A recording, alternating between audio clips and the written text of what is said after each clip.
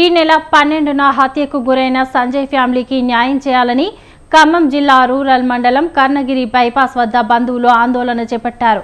Postmortem అనంతరం సంజయ్ మృతదేహాన్ని తీసుకొస్తుండగా బంధువులు మిత్రులు బైపాస్ వద్ద బైఠాయించారు.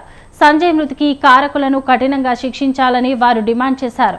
ఎక్కడి నుంచో పలువురు వచ్చి రాజీవ్ గృహకల్ప వద్ద గంజాయి సేవిస్తున్నారని, రాత్రివేళ బయటకు వెళ్లాలంటే భయంగా ఉందని రాజీవ్ గృహకల్ప వాసులు వాపోయారు. పోలీసులు పెట్రోలింగ్ చేయడం లేదని వారు విమర్శించారు. మృతుని కుటుంబానికి న్యాయం చేస్తామని పోలీసులు హామీ ఇవ్వడంతో ఆందోళన విరమించారు.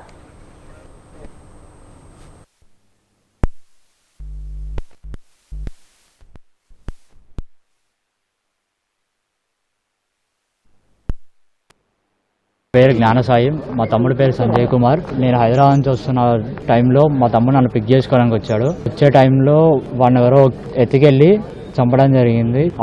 నాకు కాల్ చేసి అన్న నన్ను చంపుతున్నారన్నా అని చెప్పి ఫోన్ చేసి చెప్పాడు. తర్వాత ఎమ్మటే ఫోన్ కట్ అయిపోయి లైవ్ లొకేషన్ పంపించి వాయిస్ మెసేజ్ చేసిండు. అన్న నన్ను చంపుతున్నారన్నా, ఇక్కడ ఎవరో ఒక అమ్మాయిని చంపేశారన్నా అని వాయిస్ మెసేజ్ చేసిండు. మేము అక్కడికి వెళ్ళేసరికి అక్కడ బండి తప్పించి మనిషి కనిపించలేదు. ఆ తర్వాత పోలీసు వాళ్ళకి కంప్లైంట్ చేసినాం. అప్పటి నుంచి రెస్పాన్స్ ఏం లేదు మాకు.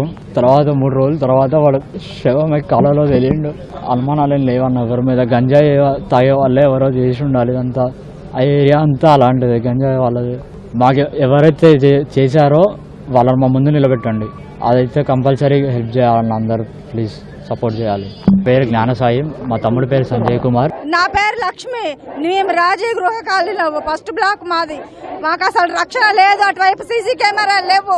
ఒక ఆడపిల్లని కాపాడడానికి పోయిండు. ఆ బాబు ఏం అన్యాయం చేసిండు తెలియక అసలు అటువైపు తీసుకుపోయినట్టు కెమెరాలే లేకనే కదా, అసలు అది లేకనే కదా మనకి.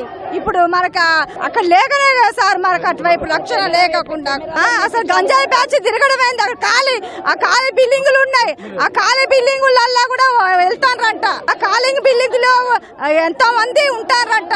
ఇటువైపు రాక్షసత్వం జరుగుతుంది. ఆడవాళ్ళకు రక్షణ ఏముంది? అర్ధరాత్రి తిరగకూడదు అనే ఇప్పుడు మాకు సీసీ కెమెరాలు పెట్టి ఇవ్వాలి. ఆ బాబుకు న్యాయం చేయాలి. ఆ బాబు అన్యాయం చేయలేదు. ఆ బాబు న్యాయానికి పోయిండు. ఆ బాబు ఎటువంటి ఆడపిల్లని కాపాడడానికి పోయింది. ఆ బాబు తల్లిదండ్రులు ఎంత అంటే బాబు జాబ్ వచ్చింది. ఎవరు ఆ తల్లిదండ్రులకు రక్షణ? ఆ తల్లిదండ్రులకు ఏంటిది న్యాయం? ఏంటిది? నా పేరు లక్ష్మి. మేము రాజీవ్ గృహ కాలనీలో ఫస్ట్ బ్లాక్ మాది. అల్లుడైతాను, నేను అత్తయ్యనైతాను. మా అల్లుడికి న్యాయం జరగాలి. ఇక్కడ ఆడపిల్లని ఎవరినో కిడ్నాప్ చేశారంటే ఆదివారం రోజు. అది మాకు తెలియదు. వాళ్ళ అన్నయ్య కోసం వాళ్ళ అన్నయ్య రమ్మంటే వెళ్తుంటే పిల్లగాడు దారి మధ్యలో అమ్మ చికెన్ సెంటర్ కాడ ఆటో ఆపి ఒక ఆడ మనిషిని ఎత్తుకొని వచ్చారు. ఆ పిల్లగాడు చూశారు. ఆ పిల్లగాడిని చూసి ఆటోలో ఎక్కించుకున్నారు. ఆటో ఆటోకి గుద్దేసి ఆ పిల్లగాడిని ఏడా చెప్తాడేమో నిజమా అని ఆ భయంతో వాళ్ళు ఆ పిల్లగాడిని తీసుకుని పోయారు. కానీ ఎక్కడుంది న్యాయం? ఆ పిల్లగాడు ఏం చేసిండు? తిప్పు కొడితే 21 సంవత్సరాలు, ఒక 50 సంవత్సరాలు ముసలాడు కాదు కదా. మొన్ననే జాబ్ వచ్చింది బాబుకి. బెంగళూరు వెళ్ళాలి 10 రోజుల ముందు.